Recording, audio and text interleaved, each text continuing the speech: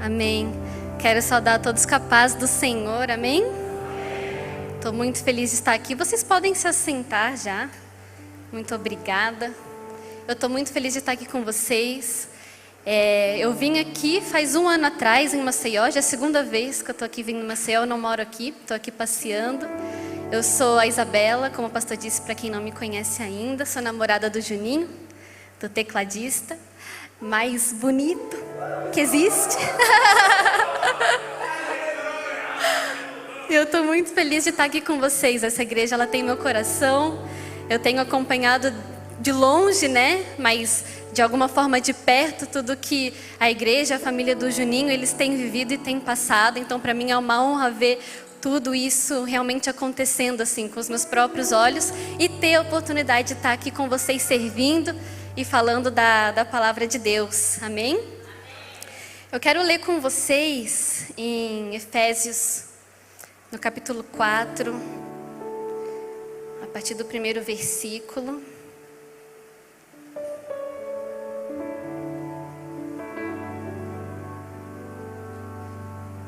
Eu tenho muita convicção daquilo que Deus colocou no meu coração para ministrar para vocês. E eu espero que o coração de vocês essa noite esteja aberto para aquilo que Deus também quer ministrar no coração de vocês, assim como Ele fez no meu, amém? Quantos aqui estão com o coração aberto para ouvir e deixar ser ministrado por aquilo que Deus quer falar, amém? Efésios capítulo 4, a partir do primeiro versículo, diz assim, vamos ler até o 16. Portanto, como prisioneiro no Senhor, suplico-lhes que vivam de modo digno do chamado que receberam. Sejam sempre humildes e amáveis, tolerando pacientemente uns aos outros em amor. Façam todo o possível para se manterem unidos no Espírito, ligados pelo vínculo da paz. Pois há um só corpo e um só Espírito, assim como vocês foram chamados para uma só esperança. Há um só Senhor, uma só fé, um só batismo, um só Deus e Pai de tudo, o qual está sobre todos, em todos e vive por meio de todos. A cada um de nós, porém, Ele concedeu uma dádiva por meio da generosidade de Cristo. Por isso as Escrituras dizem, quando Ele subiu às alturas, levou muitos prisioneiros e concedeu dádivas ao povo. Notem que diz que Ele subiu, por certo, isso significa que Cristo também desceu ao mundo inferior. E aquele que desceu é o mesmo que subiu acima de todos os céus, a fim de encher consigo mesmo todas as coisas. Ele designou alguns para apóstolos e outros para profetas, outros para evangelistas, outros para pastores e mestres. E eles são responsáveis por preparar o povo santo para realizar a sua obra e edificar o corpo de Cristo, até que todos alcancemos a unidade que a fé e o conhecimento do Filho de Deus produzem e amadureçamos, chegando à completa medida da estatura de Cristo. Então não seremos mais imaturos como crianças, nem levados de um lado para o outro, empurrados por qualquer vento de novos ensinamentos, e também não seremos influenciados quando nos tentarem enganar com mentiras astutas. Em vez disso, falaremos a verdade em amor, tornando-nos em todos os aspectos cada vez mais parecidos com Cristo, que é a cabeça.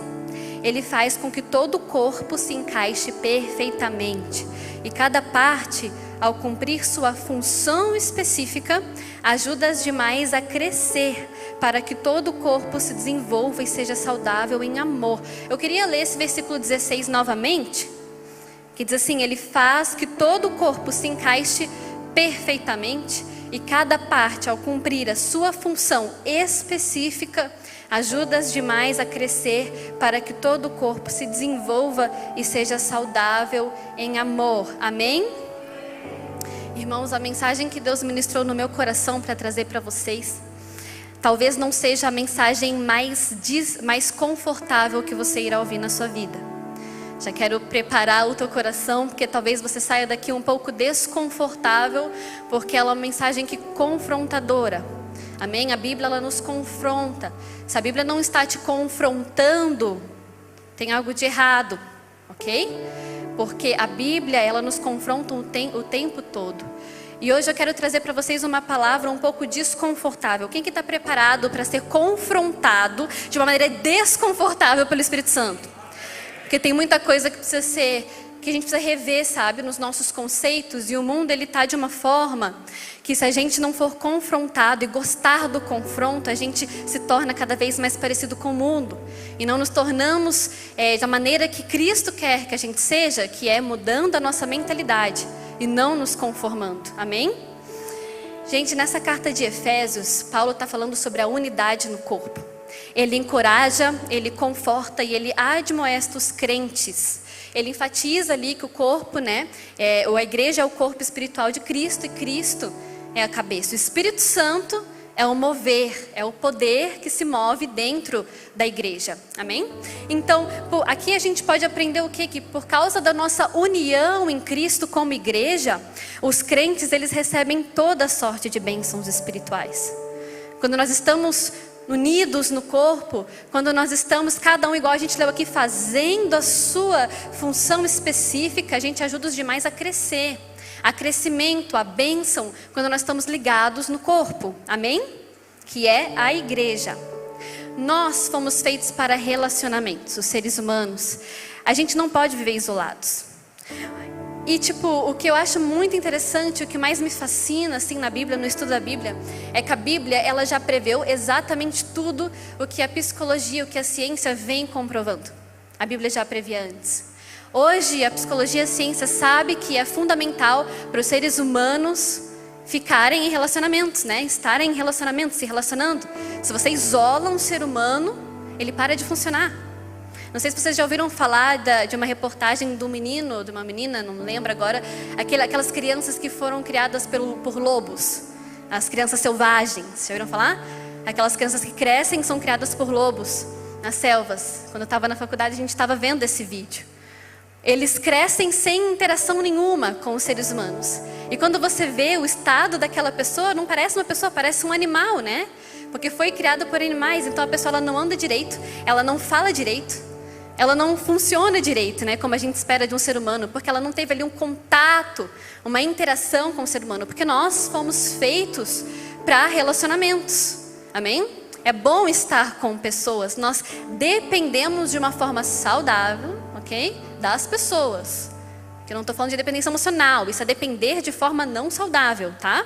Mas nós dependemos de forma saudável das pessoas. E a Bíblia, Jesus já previa isso, ele já escreveu isso, já está tudo escrito por nós. Isso foram coisas que a ciência foi descobrindo, anos depois. Mas o que Jesus já deixava para a gente, o que o apóstolo Paulo também já deixava para a gente, vivam em união. Porque ele sabia que nós só iríamos destravar os nossos propósitos e nos sentirmos completos em união com os outros, nos relacionando com os outros. Então, eu acho isso incrível. Gente, o diabo também sabe disso. O diabo também sabe disso. Ele sabe que quando nós estamos relacionando uns com os outros na igreja, de uma forma saudável, dependendo uns dos outros para o crescimento do reino, ele sabe que nós somos imbatíveis. Amém? Em João, capítulo 3, versículo 35, queria ler com vocês, se pudesse colocar ali na televisão. Quero ler com vocês uma receita de como as pessoas saberão que nós somos seguidores de Cristo. João 13, 35.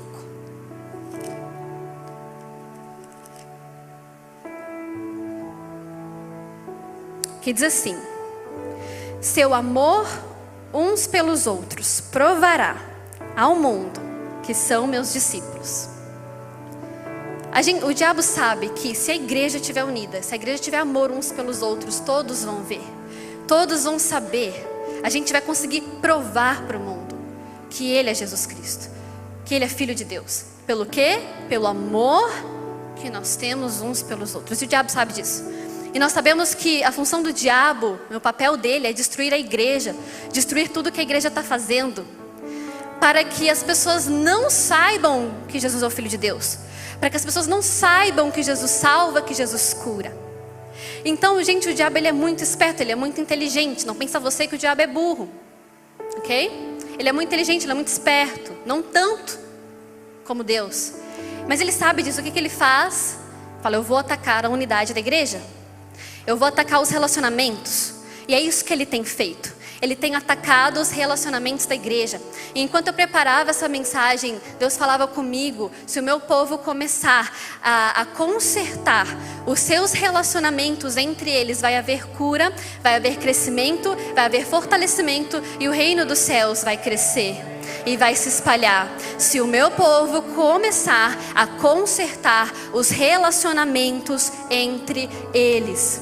Então, meu irmão, eu não sei se você tem algum conflito pendente, eu não sei se você tem algum conflito familiar ou entre as pessoas da igreja ou fora da igreja, mas se você quer viver um novo de Deus, se você quer viver um renovo do Senhor, um fortalecimento e, além do mais, se você quer ser usado por Deus, comece a consertar os seus relacionamentos. Comece a consertar os seus relacionamentos, que você vai ver Deus destravando muita coisa na sua vida.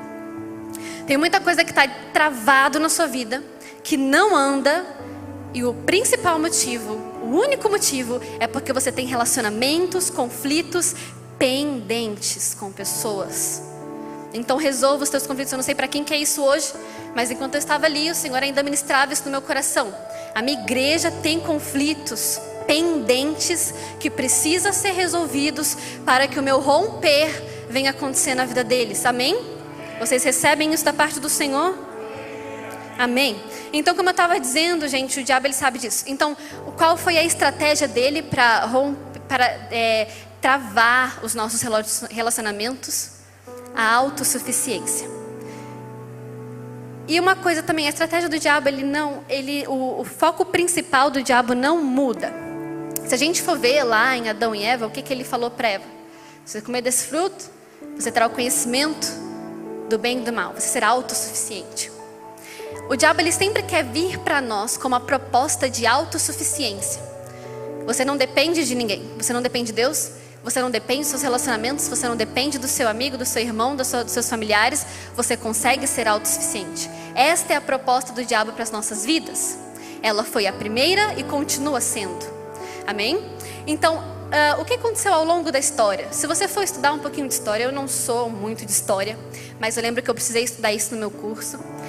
Houve uma época em que o teocentrismo reinava e permanecia no mundo, na sociedade. O que é o teocentrismo? É Deus no centro. A igreja, Deus no centro. E por muitos anos foi assim na história. Mas aí teve um momento na história, no momento do Renascimento e do começo da Idade Moderna, que começou a proposta do antropocentrismo, que é o homem no centro. O homem, ele começou, através das guerras mundiais que teve, o homem começou a perceber que ele era capaz de fazer muita coisa. Os descobrimentos científicos começaram a acontecer. O homem, o ser humano, ele teve que se adaptar a muitas coisas por causa das guerras. E ele começou a perceber, nós conseguimos fazer além do que nós imaginamos. Nós conseguimos construir coisas que a gente não imaginava, né? E o homem foi criando essa perspectiva de autossuficiência através dos descobrimentos científicos, através de várias coisas que o homem descobriu. E então começou a reinar o antropocentrismo. A partir do momento que o homem, a sociedade em si começou a ver que não dependia mais da igreja, que não dependia mais de Deus, que começou a descobrir coisas novas, começou a inventar coisas, e aquilo deu certo. Qual foi a primeira coisa que a sociedade deixou, que o homem deixou? A igreja, e deu de lado. Agora a igreja não vai ser mais o centro, Deus não vai ser o centro, nós somos capazes. Então, antropocentrismo. E começou desde a Idade Moderna até aqui uma era de antropocentrismo. O homem no centro. E é nisso que o diabo vem trabalhando nas nossas vidas. Você no centro, você é autossuficiente, você não depende de ninguém. É tudo sobre você, é tudo sobre os seus sentimentos, é tudo sobre a sua mentalidade, é tudo sobre o que você é capaz de fazer. E hoje eu vim aqui, Deus me trouxe aqui para dizer para você que não é sobre você. Não é. A partir do momento que isso começou a acontecer na história, a sociedade só foi para baixo. As coisas só pioraram. Só pioraram. Eu disse isso daqui no Papo Missionário e eu vou dizer de novo, porque é algo que realmente, se a gente for parar para pensar um pouco, não faz sentido. A sociedade está cada vez mais livre, certo? Está cada vez mais livre, entre aspas. No sentido de que você pode ser aquilo que você quiser ser, porque a sociedade está evoluindo para uma geração e uma época e uma era de não julgamento, né? Você pode ser o que você quiser ser e tá tudo bem. Então, tipo, as pessoas nunca se sentiram tão livres, aparentemente. Vocês concordam com isso? As pessoas podem ser o que elas quiserem. Tem cada matéria que a gente lê por aí que a gente fica pasmo. Porque as pessoas simplesmente dão na cabeça, elas fazem. E ninguém fala nada. Todo mundo deixa. Todo mundo aceita. As pessoas estão aparentemente cada vez mais livres.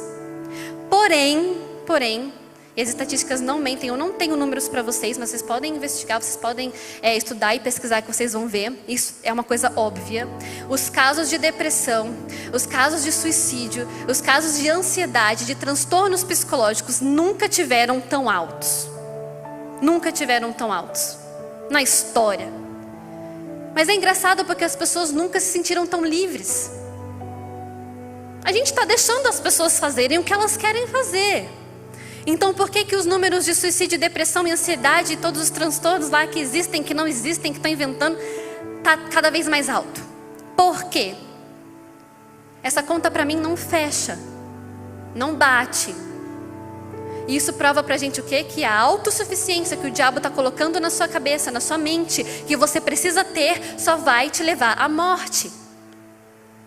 Você depende sim dos outros, você depende dos seus relacionamentos, você depende dos seus irmãos da igreja, você depende dos seus familiares, você depende das pessoas de uma maneira saudável. Isso te traz uma tranquilidade ou um desespero? Você depender das pessoas à sua volta. Eu quero dizer aqui 3 problemas da autossuficiência hoje, amém? A autossuficiência, número 1, é a raiz de todos os pecados. Como eu mencionei aqui, foi por causa disso que o primeiro pecado ocorreu. O que o diabo ofereceu para Eva, e Eva caiu, foi poder. Foi conhecimento. Se você tiver o conhecimento do bem e do mal, né? Se você comer dos frutos, você vai ter o conhecimento do bem e do mal. E Eva, aquilo brilhou, fez com que os olhos de Eva brilhassem. E ela falou, eu quero esse conhecimento, eu quero esse poder. E Jesus, quando ele veio na terra e ele foi tentado pelo diabo, quantos aqui lembram da história da tentação de Jesus? Amém? Ele veio para ressignificar tudo aquilo que aconteceu na tentação de Adão e Eva. Ou seja, o diabo ele não ofereceu as mesmas coisas, ele não ofereceu um fruto ali para Jesus, mas ele ofereceu o que para Jesus? Poder. Então a diferença foi que Adão e Eva, eles quiseram o poder. Jesus, mesmo tendo todo o poder para fazer as coisas, o que ele escolheu fazer? Não usar o poder que ele poderia usar, mas depender do quê? Depender do quê, igreja? Do que Jesus escolheu depender na tentação dele? Da palavra de Deus. Porque todas as vezes que o diabo vinha para Jesus dizendo, se você fizer isso, eu te darei tal coisa, né? Se você fizer isso, eu te darei tal coisa. O que Jesus, ele falava? Mas está escrito, com a palavra de Deus. Ele escolheu depender da palavra de Deus, mesmo tendo todo o poder para realizar todos os milagres. Jesus não se deixou iludir, não se deixou levar pelo poder que ele tinha dentro dele para realizar todas aquelas coisas. E o que Eva quis na tentação dela? Poder. O que isso nos ensina? Jesus, ele vai te dar poder. Ele nos deixou uma promessa de que ele nos dará poder, autoridade, ousadia para expulsar demônios, para operar milagres. Ele deixou o poder para a gente. Só que a partir do momento que a gente começar a usar esse poder para nossa autossuficiência e parar de depender da palavra dele, acabou tudo. É morte na certa. É morte espiritual para todos nós. Então, mesmo a gente tendo todo o poder para realizar muitas coisas em nome de Jesus, que a nossa dependência esteja sempre na palavra do Senhor, porque é a palavra que salva. É a palavra que nos convence do pecado. Guardei a tua palavra no meu, para eu não pecar contra ti. O que vai livrar, o que vai convencer a gente do pecado, o que vai nos ajudar a não resistir ao pecado, não vai ser muitas vezes o poder de Deus na sua vida. Porque mesmo com o poder de Deus na sua vida, o diabo pode tentar usar esse poder para outras coisas ou para sua autossuficiência. O que vai fazer com que você resista ao pecado é a palavra de Deus. Então, se você tiver poder de Deus, você pode ter todo o poder de Deus na sua vida, mas se você não tiver a palavra de Deus, é muito perigoso e há altas chances desse poder se tornar algo da sua própria autossuficiência. Isso é um problema. Amém? Gente, então esse desejo de controle, de poder e de autossuficiência, de querer tudo para nós, pode nos atrapalhar a ver o nosso propósito. Quem aqui é filho único? Nossa, poucas pessoas, vocês são todos irmãos. Eu fui filha única por 14 anos. Isso foi muito bom para mim, porque eu tinha tudo do bom e do melhor para mim, né? Um dos pontos positivos de você ser filho único é que tudo é do bom e do melhor para você, né? Não tem com quem dividir as coisas. Só que um ponto negativo disso na minha vida é que eu não aprendi a dividir. Eu não aprendi a dividir as coisas, nem tanto coisas, porque os meus pais me ensinavam a dividir, mas pessoas. Eu não aprendi a dividir pessoas, eu não aprendi a dividir algumas coisas assim da minha vida. Eu queria tudo pra mim, eu pensava que eu era o foco, eu era o centro de tudo. E até hoje isso é algo que eu tenho que lutar, porque é uma tendência minha, por causa da minha criação e tal. E às vezes é assim nas nossas vidas também. Às vezes a gente pensa que nós somos o centro. Não, eu preciso ter isso, eu preciso ter aquilo, eu preciso dessa autossuficiência. Você não precisa. Você tem que aprender a depender dos outros de maneira saudável, amém? O segundo ponto da autossuficiência, ela está destruindo os nossos relacionamentos. Eu li um livro, que eu queria ler para vocês aqui um trechinho do livro, que eu achei muito interessante, que é assim, Jesus, o maior psicólogo que já existiu. Para quem não sabe, eu faço psicologia, eu estou estudando. Então esse livro, o título desse livro, ele pegou muito assim a minha atenção. Jesus, o maior psicólogo que já existiu. E esse livro ele tem como objetivo justamente explicar que todos os problemas psicológicos que os terapeutas e os psicólogos tentam resolver, Jesus já previa e Jesus já deixou a receita de tudo isso na Bíblia, nas parábolas, enquanto ele ensinava as pessoas. E eu quero ler aqui para vocês algumas anotações que eu fiz desse livro, amém? Que diz assim: a ideia de Jesus de que os primeiros serão os últimos é o oposto do individualismo. Embora ele reconhecesse o valor inerente de cada pessoa, as pessoas só eram consideradas boas como consequência do seu relacionamento com Deus e com os outros. Jesus nunca ensinou que poderíamos ser bons sozinhos. Para ele, não realizamos nosso pleno potencial por meio da competição, e sim pela conexão. Quando nós somos feridos, procuramos logo o culpado, querendo que pague por aquilo. Jesus, por outro lado, achava que as coisas poderiam ser reparadas e consertadas a partir do que damos aos outros e não do que recebemos delas como forma de pagamento. Nós nos salvamos restaurando relacionamentos. E foi isso que Deus ministrou no meu coração para hoje à noite. Você irá se salvar restaurando seus relacionamentos. Jesus muitas vezes adotava a perspectiva psicológica de não encarar o pecado como um problema que existe dentro das pessoas, mas sim entre as pessoas. A dependência saudável nos relacionamentos produz pessoas saudáveis, amém? Só que o problema é que muitas das vezes a gente esquece contra quem nós lutamos. A gente quer muitas vezes lutar contra pessoas. A gente acha que a pessoa é o nosso inimigo. A gente acha que as pessoas é o nosso campo de guerra. Só porque o irmão falou uma coisa que você não gostou, só porque você tem uma perspectiva diferente do irmão, ou só por causa de ciúmes que o irmão tem algo que você não tem. E às vezes nós achamos que a pessoa é o nosso campo de guerra.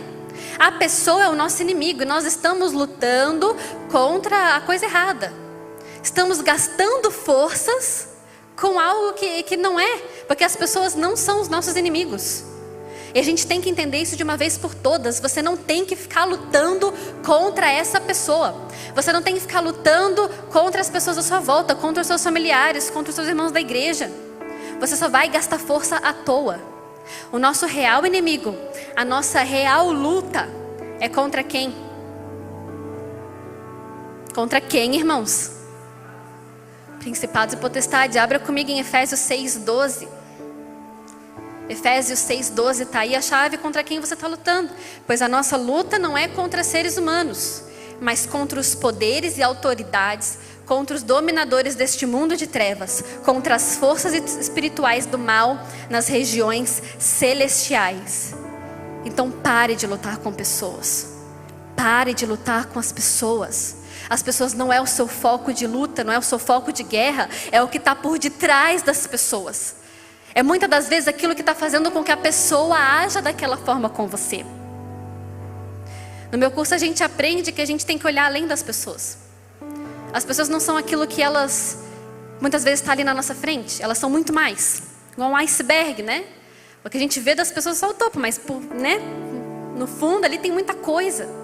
Por detrás das pessoas tem muita coisa envolvida. Isso também na igreja, no espiritual. Então quando o seu irmão, quando alguém, entendeu, vier para você com um conflito, e você tiver um conflito com essa pessoa, não olhe essa pessoa como seu inimigo. Vê o que está por detrás dessa pessoa.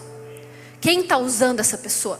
Porque o diabo sabe que a partir do momento que as pessoas começarem a irritar a gente vai querer ir contra aquela pessoa. Então o que ele faz? Ele se esconde por detrás das pessoas. Se eu me esconder por detrás da pessoa e ficar usando essa pessoa contra esse crente, contra essa pessoa, estou usando muita palavra pessoa, ele não vai lutar contra mim, ele vai lutar contra a pessoa. É essa estratégia que o diabo está usando com a gente nos dias de hoje. Ele está se escondendo por detrás das pessoas, fazendo com que as pessoas façam coisas, influenciando aqueles que dá brecha para ele influenciar, para nos perturbar, tirar a nossa paz, tirar o nosso foco. Mas a gente tem que entender que não é a pessoa é mais uma alma amada por Jesus, que precisa de cura, que precisa de libertação. Então a nossa luta não é contra aquela pessoa. Que Deus nos dê discernimento para saber com quem nós estamos lutando. Que Deus nos dê discernimento para olhar além das pessoas e ver aquilo que está perturbando a própria pessoa. E isso se chama maturidade espiritual. Porque se você olhar para uma pessoa e ver para ela o seu inimigo, você está errado. Porque não é contra ela que você está lutando.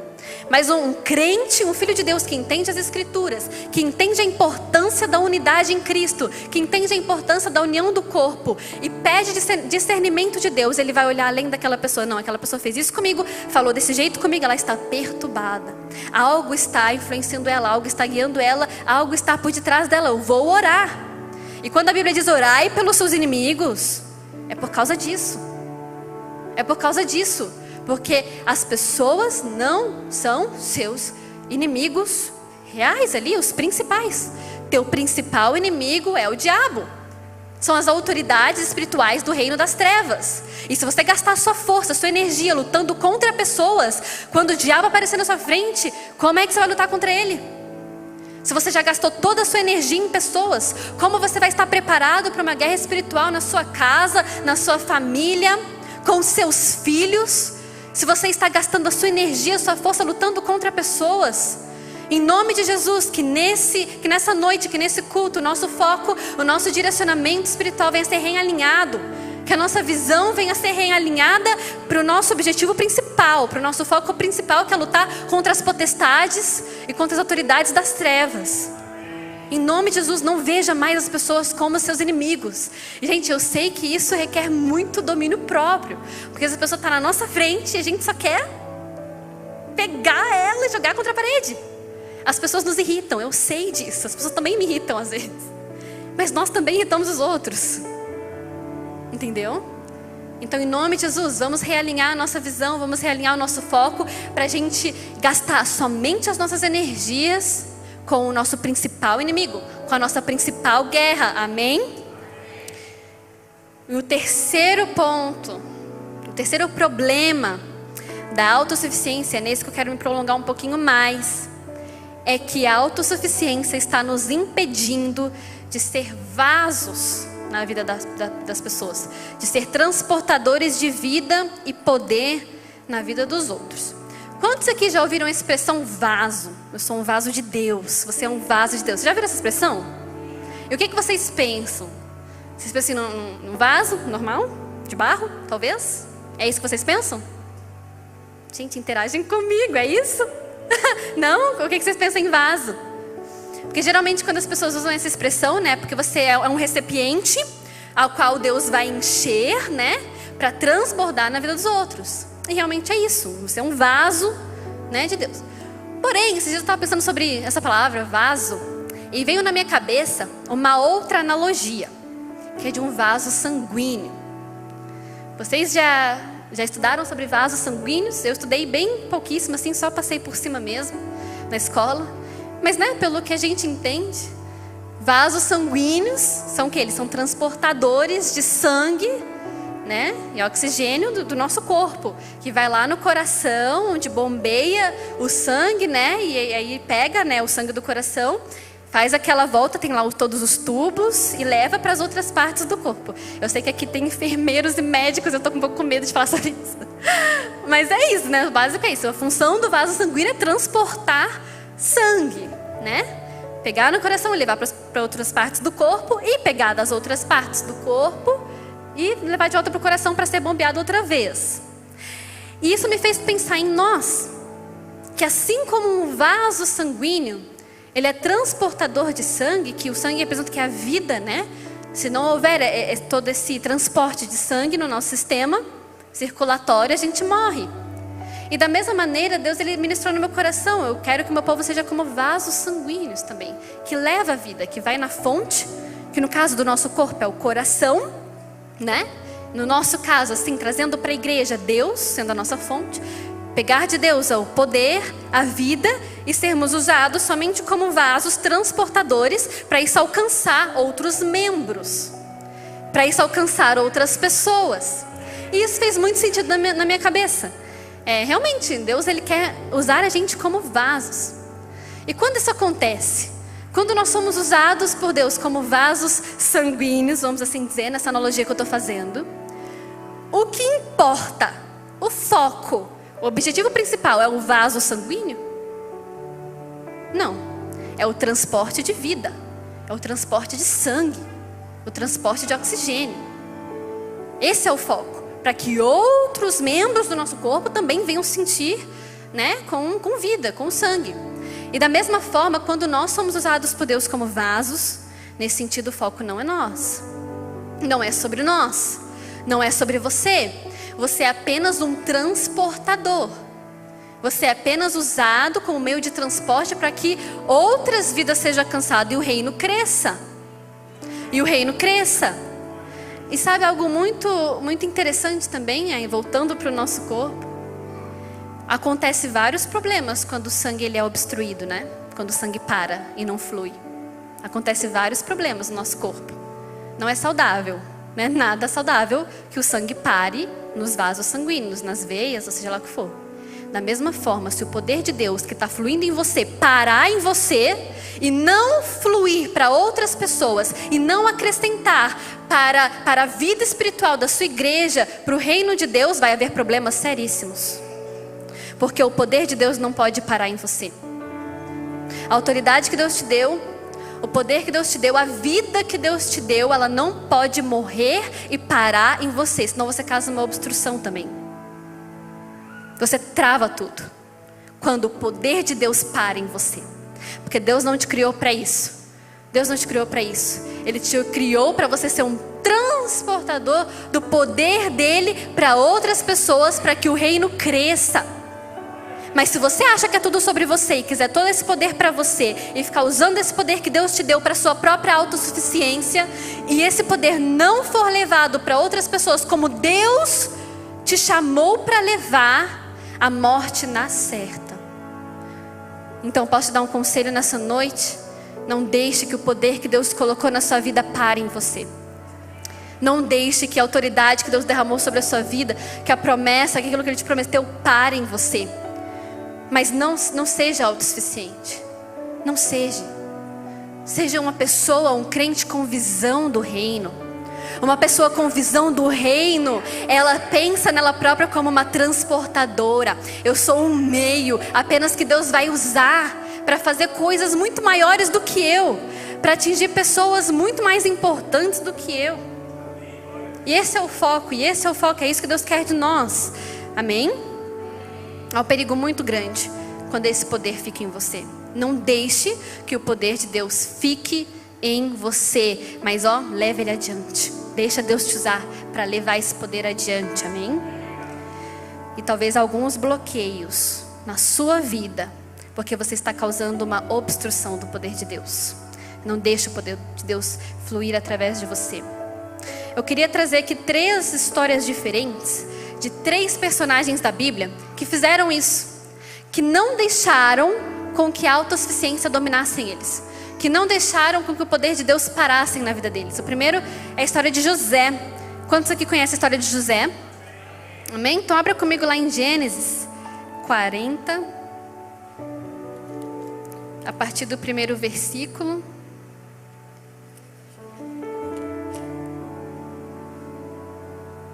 Que diz assim: algum tempo depois, o chefe dos copeiros, só para dar contexto, igreja, aqui é quando José estava na prisão, amém? Algum tempo depois, o chefe dos copeiros e o chefe dos padeiros do faraó ofenderam o seu senhor, o rei do Egito. O faraó se enfureceu com os 2 oficiais e os mandou para a prisão onde José estava, no palácio do capitão da guarda. Eles ficaram presos por um bom tempo.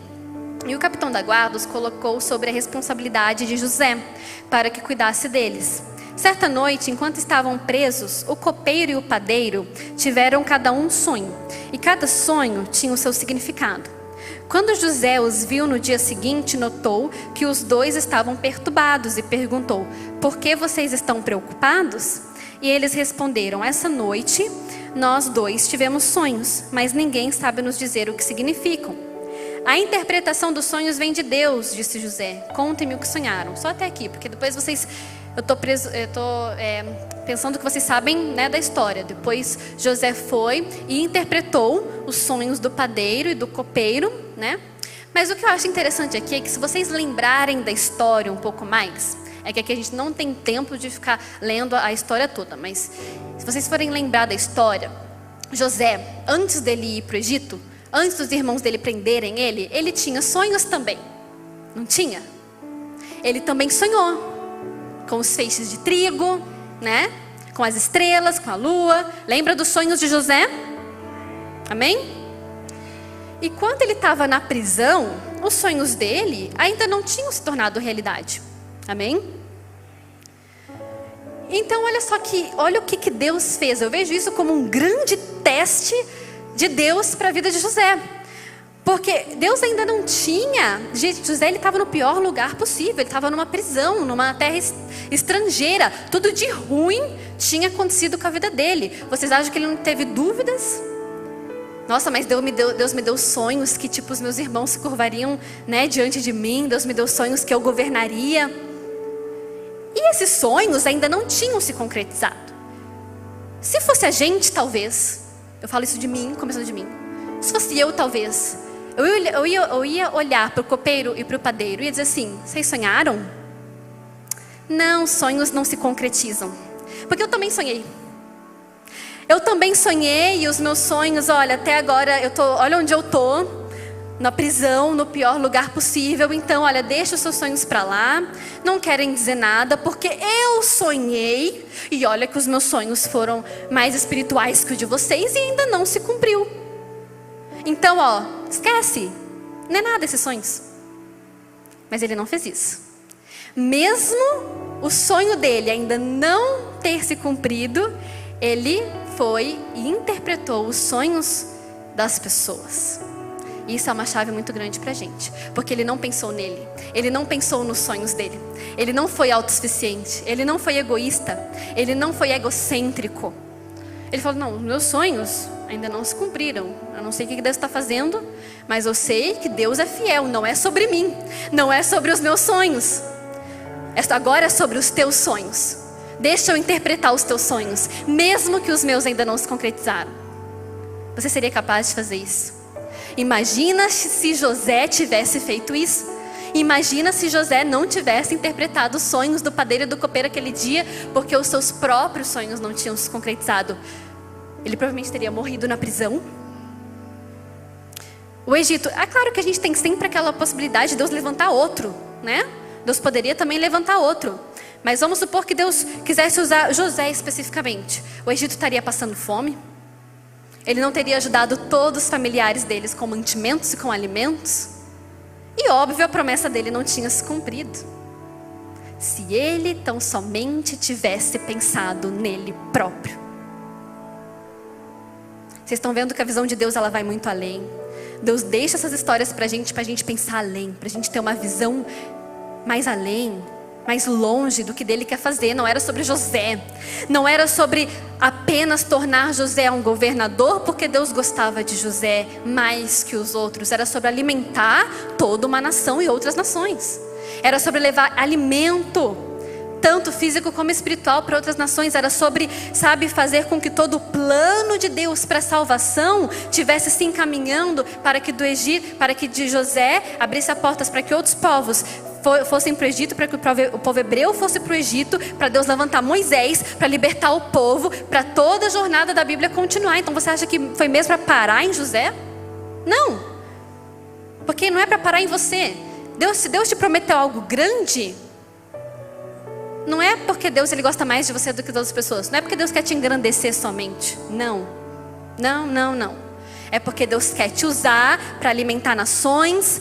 Deus quer te usar para que o reino dele cresça ainda mais. Deus quer te usar para você ser apenas um vaso transportador do poder de Deus para a vida das pessoas. Você está disposto a ser apenas um vaso transportador?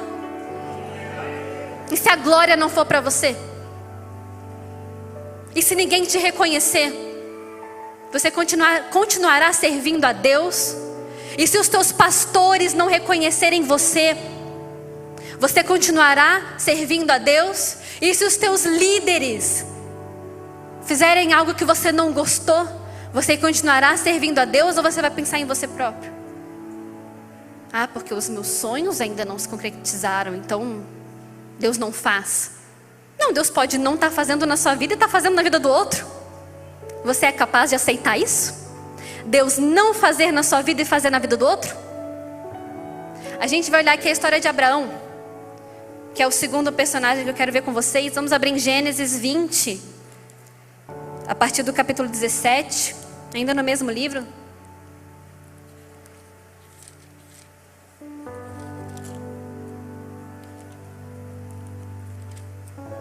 Que diz assim: então Abraão orou a Deus, e Deus curou Abimeleque, sua mulher e suas servas, de modo que pudessem ter filhos. Pois o Senhor havia tornado estéreis todas as mulheres do harém de Abimeleque, por causa do que tinha acontecido com Sara, mulher de Abraão. Vamos para o capítulo 21, no primeiro versículo. O Senhor agiu em favor de Sara e cumpriu o que lhe tinha prometido. O Senhor agiu em favor de Sara quando? Logo após o quê? Vocês leram direito o versículo 18? Quando Abraão orou a Deus e curou Abimeleque, sua mulher e suas servas, para que pudessem ter. Quando Deus usou Abraão para orar pela cura de mulheres estéreis, logo um versículo depois, a sua mulher Sara, que também era estéril, foi curada e deu à luz. E deu à luz, né? E ficou grávida. Um versículo depois, outro teste de Deus. Abraão poderia ter recusado o chamado de Deus para orar por aquelas mulheres. Falado, não, olha quanto tempo eu recebi uma promessa de Deus de que eu teria um filho por meio de Sara. Sara é estéril, eu não vou orar por essas mulheres, porque afinal não aconteceu na minha vida. Por que tem que acontecer na vida dessas mulheres? Que nem são hebreias.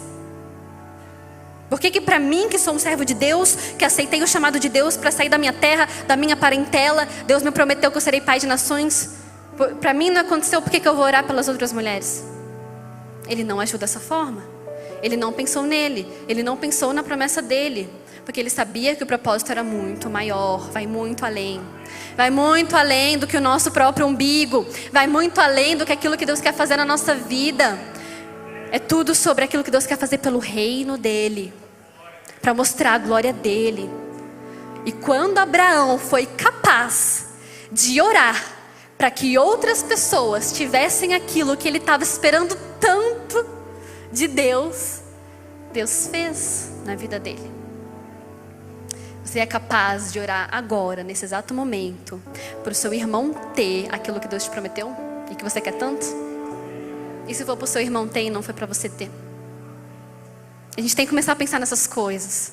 Porque o individualismo está entrando tanto na nossa cabeça, de todas as maneiras possíveis.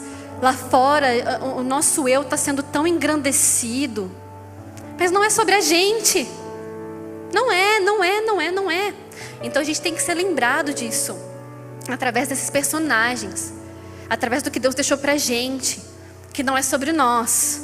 Não é sobre nós. Às vezes que você ouvir no mundo lá fora que o que importa é o que você quer ser, o que importa é o que você sente, o que importa são as suas vontades. Irmãos, em nome de Jesus, tampa os ouvidos.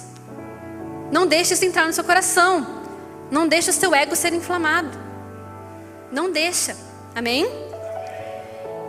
Uma outra pessoa que eu quero falar para vocês, uma outra personagem da Bíblia, Ana. Vamos lá em 1 Samuel. Capítulo 2, versículo 10.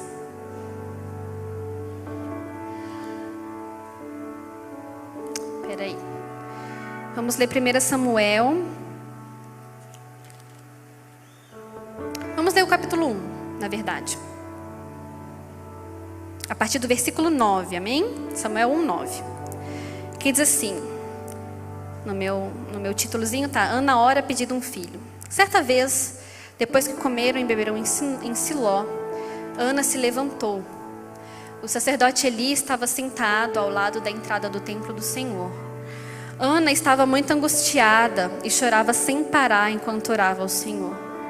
Então fez o seguinte voto: Ó Senhor dos exércitos, se olhares com atenção para o sofrimento de tua serva, se responderes à minha oração e me deres um filho, eu o dedicarei para sempre ao Senhor, e o cabelo dele nunca será cortado. Só até aqui, amém? Quantos aqui conhecem a história de Ana? Ana, ela queria muito um filho, né? E o seu marido, Eucana, tinha 2 esposas, Ana e Penina. E Penina tinha filhos. E ficava, né, o tempo todo zombando dela porque ela não tinha filhos. E era uma coisa que Ana queria muito, porque naquela época, para as mulheres que tinham filhos, era algo muito honroso, era algo muito importante. Elas eram consideradas abençoadas e agraciadas pelo Senhor. Amém? E aí, Ana foi e fez esse voto com Deus. Se o Senhor me der um filho, o que ela disse que ia fazer? Vou devolver para o Senhor. Ele não vai ser meu, ele vai ser para o Senhor. Ela também entendeu o propósito.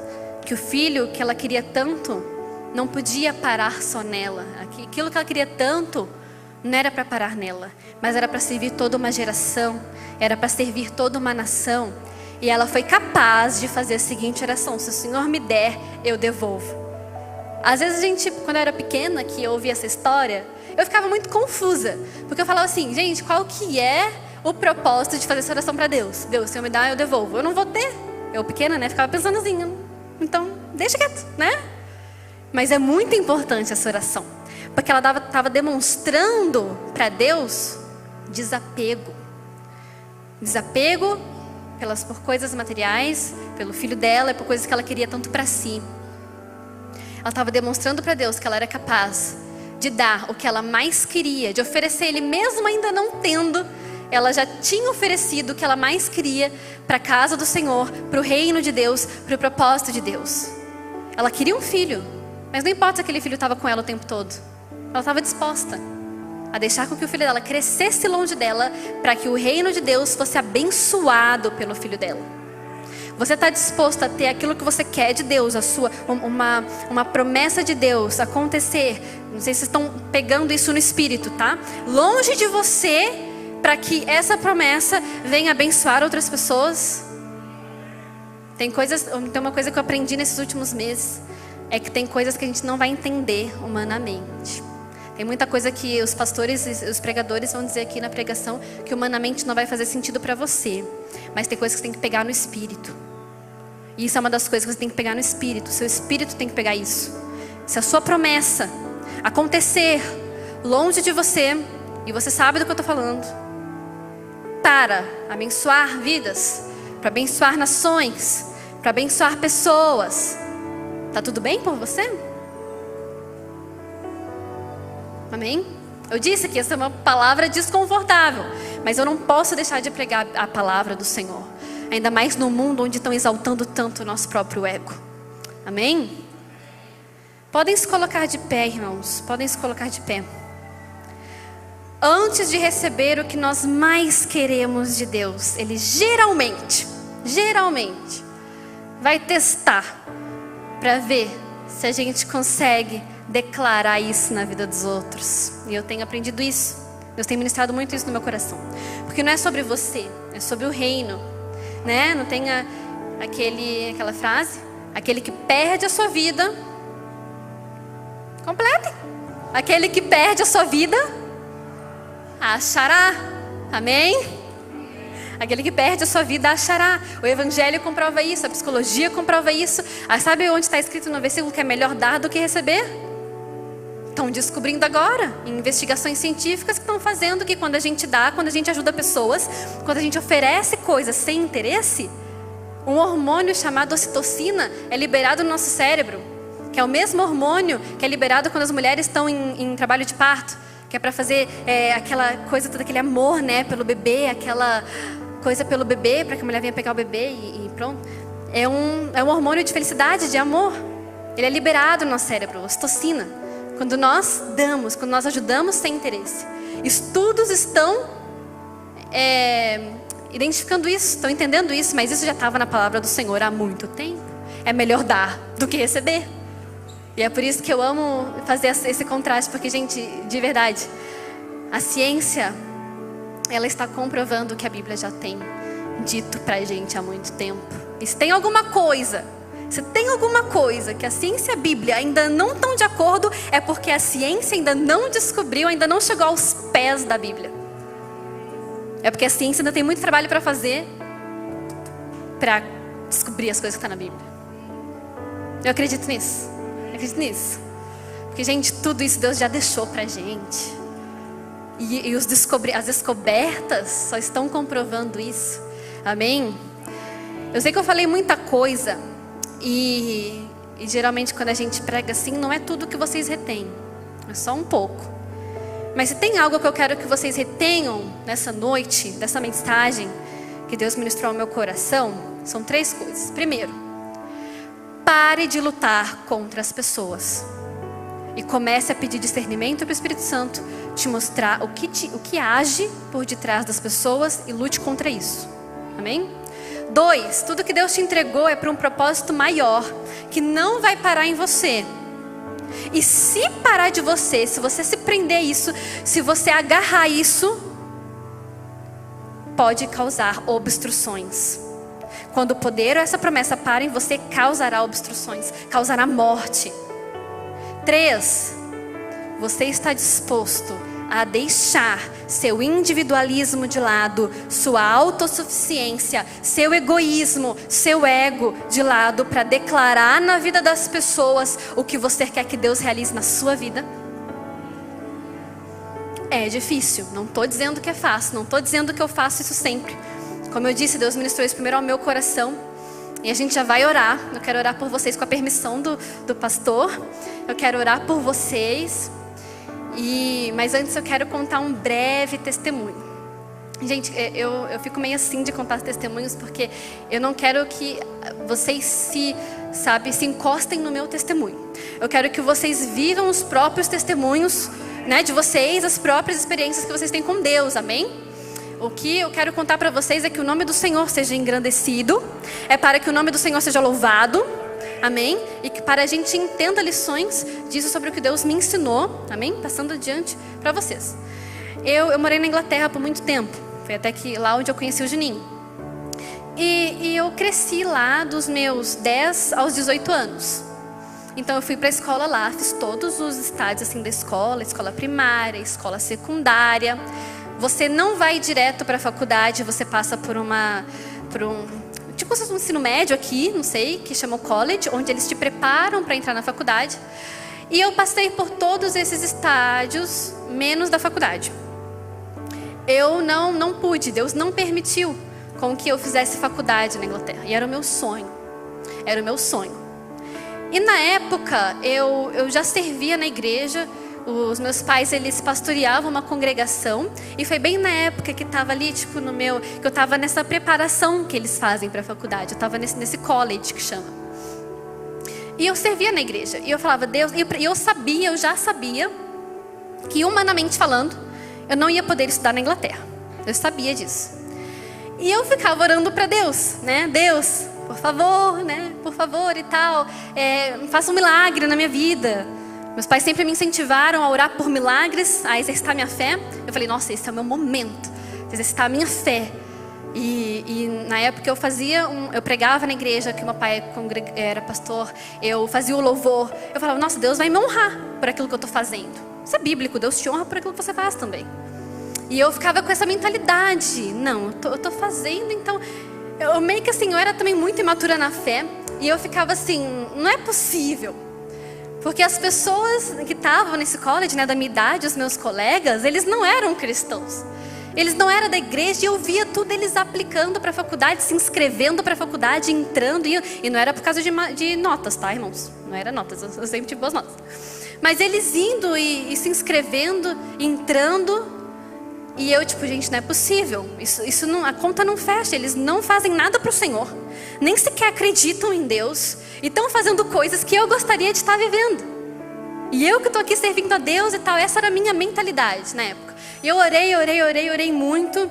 E não aconteceu. Deus não fez. Ele não fez o milagre na minha vida. Ele não quis. Amém? Aí as coisas foram acontecendo e...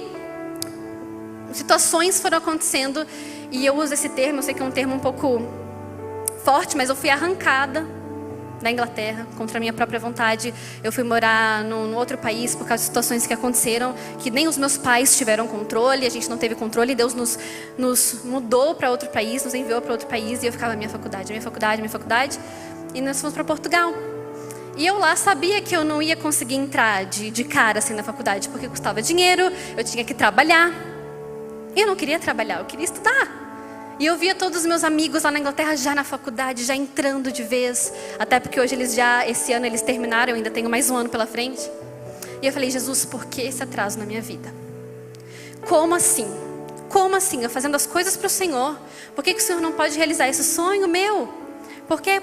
E eu imagina, eu via os meus amigos tudo lá, indo para a faculdade, essa faculdade que eu queria estar lá junto e tal. E eu em Portugal, trabalhando. Nunca tinha trabalhado na minha vida. Trabalhando para juntar dinheiro para algum dia, né, se der certo, entrar na faculdade. E enfim, eu fiquei um ano trabalhando, aí entrou a pandemia. E depois, logo em setembro, que lá o ano letivo começa em setembro, Deus permitiu que eu entrasse na faculdade em Portugal. E eu amei, nossa, eu fiquei muito feliz, porque afinal eu queria muito e tal, né? Mas eu ainda ficava falando, eu não entendi. Até que um dia eu entreguei para Deus tudo. Eu falei, Deus, não é sobre mim. Não é sobre o que eu quero. Não é sobre as minhas preferências. Não é sobre as minhas opções. O Senhor permitiu que eu vivesse até ali. Na Inglaterra eu vivi até ali. Mas agora, se o Senhor está me colocando aqui, eu só quero então aceitar o teu propósito. Só me mostra. Por quê? Aí antes de eu vir de férias, eu estava numa conferência na minha igreja. E nessa conferência estava tendo um momento de oração. E eu orei para Deus. Enquanto eu estava ali orando, vinha na minha cabeça o nome de uma colega minha da faculdade. Uma menina que tem na minha faculdade, na minha turma, que ela não é cristã. E ela tem uns posicionamentos muito anticristãos. Vocês já conseguem imaginar do que eu estou falando, né? Muito anticristãos. E ela sempre se posicionava contra tudo, assim. Eu ficava...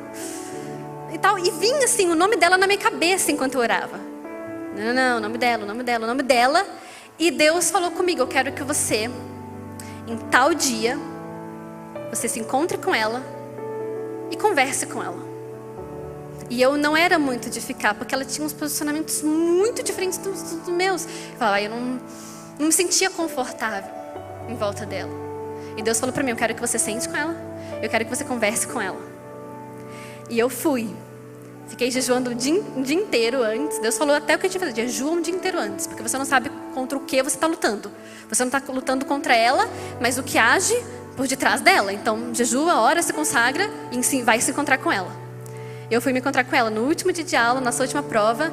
Eu ia vir para cá numa quarta-feira, na terça-feira. Eu me encontrei com ela, a gente almoçou. E ela mesma começou a puxar uns assuntos sobre igreja e sobre Deus. E a gente conversando, sabe o que ela falou pra mim? Ela falou assim pra mim: eu sei que um dia eu vou voltar pra igreja. Gente, eu nunca imaginava que ela algum dia tivesse, porque ela já tinha sido da igreja, mas aí aconteceram várias coisas, vários problemas, ela se desviou, nunca foi muito firme, mas tem berço cristão assim na família dela. E ela disse pra mim, eu não falei nada. Estava sentada. E ela falou pra mim: eu sei que um dia eu vou voltar pra igreja. Eu sei que um dia eu vou criar meus filhos na igreja. E tipo assim, aí depois eu vim pra cá e né, tô nesse processo assim, pedindo o direcionamento de Deus, estratégia de Deus pra eu levar ela pra igreja, né? E Deus me usar pra salvar a vida dela. E eu fiquei pensando, e logo depois disso o Espírito Santo ministrou na minha vida e falou assim: e se eu tivesse feito com que tudo não funcionasse de acordo com o que você queria, só para você ter essa conversa com essa pessoa e ela perceber que um dia ela vai voltar para a igreja? E se fosse só sobre ela, não fosse sobre você? E se eu fui para Portugal esse tempo todo, fiquei longe dos meus amigos, fui arrancada do lugar que eu cresci, que eu gostava, fiquei longe do Juninho, por muito tempo namorando à distância, sofrendo, por causa de uma pessoa? Será que valeria a pena? A Bíblia diz que vale a pena, porque uma alma vale mais que o mundo inteiro. Mas e pra mim, valeu a pena? E eu falei: Senhor, valeu muito a pena. Se tudo isso foi por causa dela, para ela entender que um dia ela ia voltar para a igreja, e se um dia eu ver ela na igreja e entender que tudo isso que aconteceu na minha vida foi por causa que Deus queria ter um encontro com uma vida, e essa pessoa mudar Portugal inteiro, já pensou? Uau, glória a Deus por tudo. Glória a Deus porque não foi do jeito que eu quis. Glória a Deus porque não é do jeito que você quer. Glória a Deus porque o poder não está parando em você. Glória a Deus porque você não é o foco. Glória a Deus porque não é sobre você, não é sobre mim. Glória a Deus por isso, porque senão onde estaríamos nós? Onde estaríamos nós? Amém? Feche os seus olhos nesse momento. Eu quero orar por você. Eu quero orar pela sua vida. Eu quero orar para que, sabe, Deus incomode o seu coração. Eu não quero orar para que Deus tire coisas do seu coração. Eu não quero orar para que Deus resolva os seus conflitos de relacionamentos que você talvez tenha. Eu quero orar para que Deus incomode o seu coração, para entender que não é sobre você, para entender que sim, Ele vai realizar um grande propósito na sua vida. Sim, Ele pode te colocar em lugares altos. Sim, a promessa irá se cumprir. Mas primeiro você entende que se você tiver que declarar isso na vida das outras pessoas, você irá declarar. Você entende que se não for para você segurar isso por muito tempo, você está disposto? Você entende isso? Você tem maturidade espiritual suficiente? Você tem visão? Você tem visão de reino? Você tem visão da expansão do reino? Ou o reino só está parando em você? Não é sobre você, não é sobre mim. Misericórdia, misericórdia se fosse sobre você, misericórdia se fosse sobre mim. Onde estaríamos nós? Onde estariam os perdidos? Onde estariam as pessoas? Mas graças a Deus que não é sobre nós. Só se você sentir de Deus, só se o Espírito Santo te incomodar para vir aqui na frente e se humilhar diante do Senhor e entregar para Ele coisas que estão travadas em você, vem aqui na frente, que eu quero orar pela sua vida. Só se o Espírito Santo tocar no seu coração. Não quero que ninguém venha aqui forçado, porque não é sobre você, não é sobre o que você está sentindo, não é sobre quem vai te ver aqui na frente. Não é. Se você tem relacionamentos, se você tem conflitos que precisam ser resolvidos, se você tem coisas que você precisa se desapegar, se você tem coisas que você precisa parar de ficar segurando com mãos pesadas, solte isso agora em nome de Jesus. Solte esse poder, libere esse poder que está na sua vida em nome de Jesus. As pessoas precisam desse poder. As pessoas precisam daquilo que você carrega. Se humilhe diante do Senhor nesse momento, neste culto, nesse dia, sabendo que você é apenas um transportador. Você não é nada perante o Senhor. Eu não sou nada, mas pela misericórdia e pela graça do Senhor, Ele ainda assim quer te usar. Ele ainda assim quer te usar. Ele ainda assim quer te usar. Jesus, em nome de Jesus, eu oro, Deus, por essas pessoas que vieram aqui na frente. Eu oro, Jesus, por essas pessoas que reconheceram que não é sobre elas. Jesus, eu oro para que aquilo que o Senhor ministrou dentro de mim, pelo incômodo que o Senhor fez na minha vida, no meu coração, venha incomodar elas nesse momento.